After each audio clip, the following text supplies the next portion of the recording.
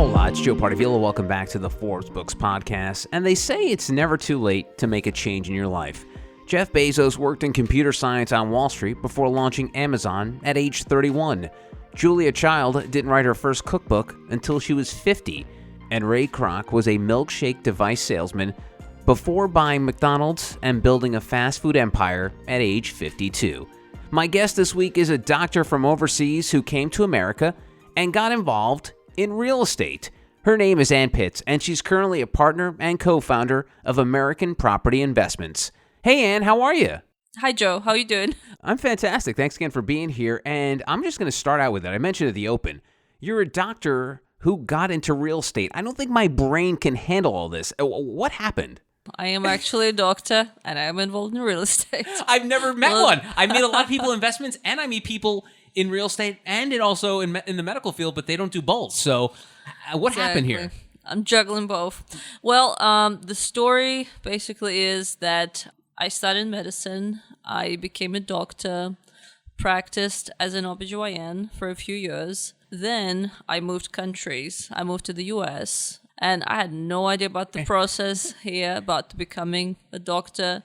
As I was moving through the paperwork and the exams, it turns out to be a roughly like 6-year process. Oh, geez. To become a doctor here again. So it's like a do-over, basically. Basically, yeah. Wow. You're going back to residency for 4 years after passing all the exams, which about 2 years, maybe more. And only after that you can practice. So yeah, after 2 years of going through that, I basically thought maybe I should find something different. It's taken a second. Wow. And it's like, you've been there, done that. I don't need to do that all over exactly. again. That's funny. Yeah. So why real estate? What made you fall in love with real estate? Well, I've been searching through all different business concepts, and one day I ran into this Facebook app about the free workshop related to real estate. So I listened to that, and that kind of gave me the idea, even though I did it a completely different way, not the way they were teaching us, kind of the opposite of that. You said that you did it different from what you had seen. What do you mean by that? Well, basically, the real estate investment group that we joined, they were teaching us to buy properties at the discount, at least 30% discount. So you basically can go in, fix it up, and make money out of it. Okay. Which is pretty much impossible in the current market in Austin, because all the houses are above asking price, basically. Right. So we're going in, buying them cash above asking price, renovating, and bringing them to the completely different level so we can resell them for even higher than that. So are you doing, is it a form of flipping houses? Is that the sort of like the mainstream word that gets thrown around a lot? Yeah, we're basically flipping houses. We call them premium flips. Not your premium. Oh, okay. All right. I love the sound of that. That's a step up. Okay, and what does a premium flip mean? What does that mean? Because normally when people flipping houses, they're using cheap materials. They try not to spend much money on a flip so they actually can profit from it. We're not doing that. We're using high-end materials. We're changing basically everything in the house. So it's a brand new house at the end. Wow. And it's funny, I was speaking to a bunch of people in real estate, and because of everyone falling in love with stuff on television, they believe everything they see. Yeah.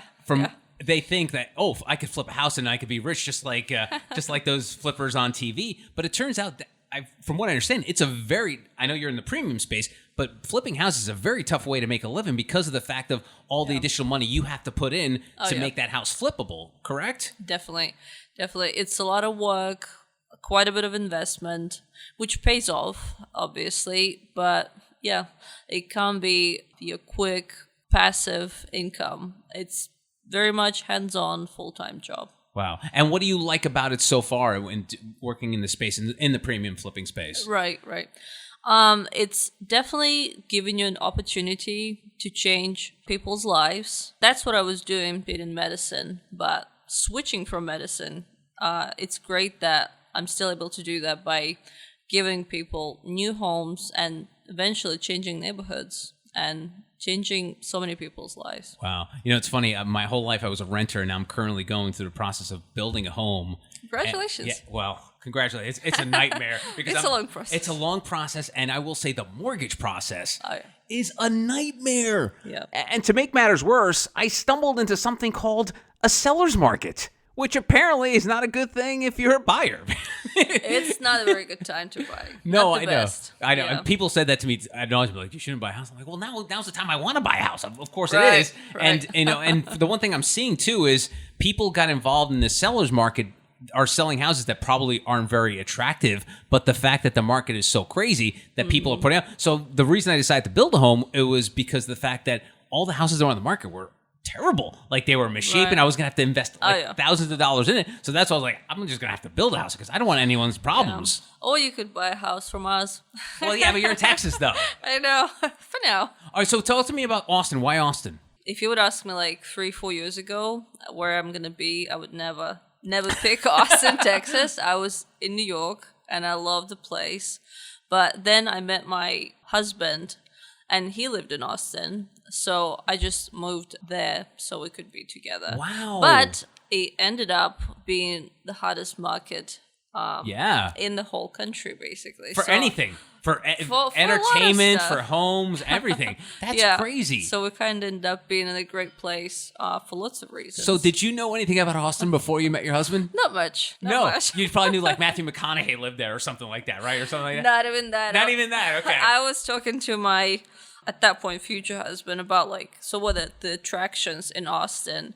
And he was telling me something about like bats, watching the bats. And I'm like, okay, I'm not even into bats. I guess it's Wait, not the actual best place. bats? Like animals? Yeah, there is a bridge you can stand on and you can watch the bats flying out at the sunset. That's Wow. one of the attractions. Okay, all right. Yeah, and me being scared of bats, I'm like, Okay. I'm not sure. And so about that. and so now the housing market you mentioned is booming there, It's right? booming. We were just reading an article the other day that average price for the average home in Austin, like last year it was something around 200,000 and now it doubled at 400,000. So houses appreciating like crazy. Wow. And I remember I was speaking to a real estate person and I said to him, like, at the beginning of the pandemic, what were you feeling? And most real estate people were like, oh my God, I'm never going to sell a house. I'm going to lose my house. I'm going to be broke. And all of a sudden it Yeah. took this turn. Any idea why do you think this happened? Why it exploded during the pandemic? Well, I think this is the time people kind of were reevaluating their life and where they live. And with so many states being completely shut down and Texas being in a better shape than a lot of states, people just started moving, and all those big companies opening in Texas as well and moving from California. Yeah. Yeah, that was a huge changing point. And the fact that people could work remotely too. People are like, Exactly. especially New York, Exactly. it's a little expensive to live. So expensive. people are like, why am I spending $3,000 on his one bedroom when I could go move back in my parents And who buy live a in house. or go to Exactly. Kansas and do my job. Although it's funny though, you're seeing pushback on this. I don't know if you saw this. I think it's Morgan Stanley. They basically put out a release that said, hey, listen, everyone's going to come back to work because if you want to be paid New York wages, you got to work in New York. So there's going to be a little pushback along the way where people are going to have to go back. Yeah.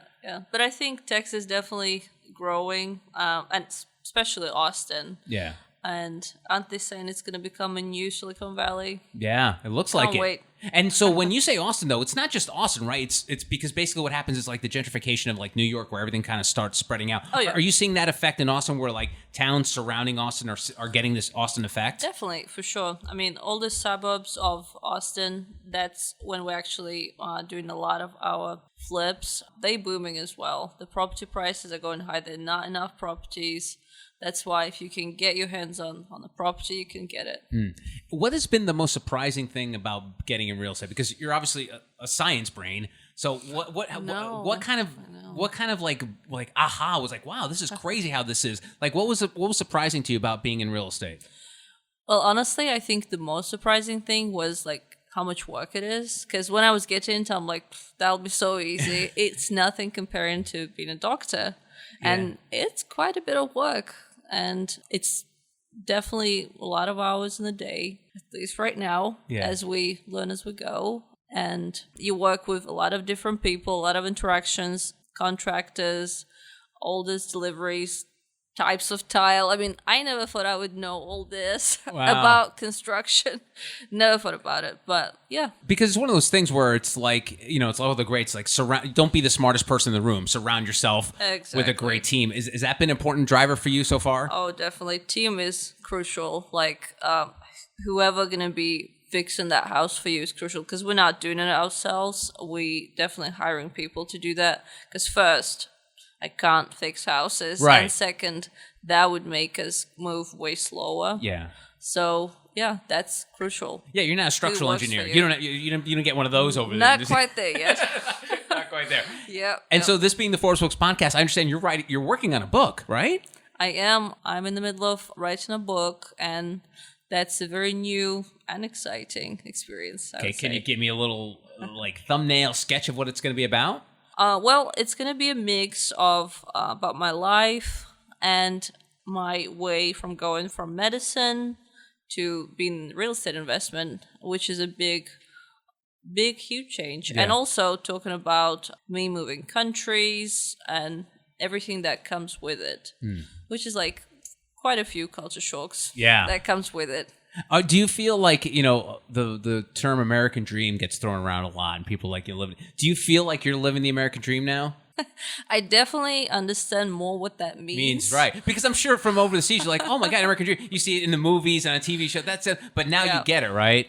People who don't live here, they think America is this place where, I don't know, everything just growing on trees. But American dream is basically an opportunity to achieve whatever you want to achieve. There is always an opportunity as long as you work hard for it. Yeah. And that's kind of American dream. That really is. See. I mean, and that's why you see immigrants succeed. I'm a family of immigrants, and they've scrapped and clawed and did everything they could to get there. Yeah. And that's really what the American dream is. It's just that opportunity to do whatever you want. Yeah. Because maybe there are places you don't even have the opportunity. Yeah. So always appreciate that. And what are the thoughts now about being in America? Is this you're in the long game, right? This is going to be you're setting up roots. This is where you're going to be, right? I think I'm in it to win it. And so talk to me about your company and how you see going forward. What do you see the future like in 5-10 years? Well, we're doing renovations, flips, if you like, mainly in Austin, Texas right now. And later, next year and years down the road, we're planning to expand in Texas. And if everything goes well, outside of Texas to other states. And that's with just flips. The other side of it would be commercial properties, which is apartment complexes, which is another exciting thing I can't wait to do because that's really building a community. You creating the whole apartment complex, you can build playgrounds that come with it. I don't know, gyms and everything else. Yeah. That's pretty exciting, like a little tiny town. Also, when the market's going to be correct, you can buy and hold the properties and rent them out. Because right now we don't do that because the market is just too crazy to do any of that. And you mentioned commercial real estate, and we sort of dabbled in talking about people working remotely. Commercial real estate also deals with retail and that such. As well. Yeah, so definitely. What's that future looking like? Because now you're seeing a lot of places hybrid working. You don't feel the need for all these large office spaces or office buildings. What does that look like in the real estate space? Like, what do you see? Like, oh man, I don't want to get involved in like a giant office building because there's no profit there, kind of thing. Yeah, good question. I mean, I would not buy retail property right now. Don't think it's a good time. But there are definitely areas that always safe to buy. For instance, medical buildings, there are always going to be doctors who need the space to see their patients, and you cannot always do telemedicine. It's not always an option. Yeah. So that's a good one. And I'm still pretty sure people are going to need offices, just maybe a little bit later. I wouldn't get into that right now. Yeah. You know what I see the future in retail is micro warehousing. I don't know if you've heard a lot about this, but a lot of these places are using empty retail stores for Amazon shipping and stuff and keeping their products there because they're like, we have this huge empty space. What else are we going to do with it? And I think it's going to help in communities like Austin and New York City where people are going to want stuff quicker and you're going to need a lot of that allotment of stuff located randomly in parts of cities. So I think that could be the future of retail, unfortunately, is the fact that you're going to be using stores as now mini warehouses. That's definitely a good one, yeah. We're definitely looking into that as well. That's one of the interesting angles. Awesome. approach. Oh, Sure. well, I hope I didn't let the cat out of the bag there. And you're like, oh, this guy's onto me. All right. I'm sure there is enough for everybody. True. Her name is Ann Pitts. She's the partner and co-founder of American Property Investments. Ann, thank you very much for the time. Appreciate it. Thank you so much, Joe. And that is it for this edition of the Forbes Books Podcast. If you enjoy the show, make sure you take a second to subscribe so you automatically get the new shows when they drop. Also, if you have a minute, I would love if you please left us a review so more amazing entrepreneurs like yourself can discover the show. And please, don't forget the golden rule and treat others as you want to be treated. Thanks for listening. Until next time, adios. This has been a production of Forbes Books Radio. Find out more at ForbesBooksRadio.com.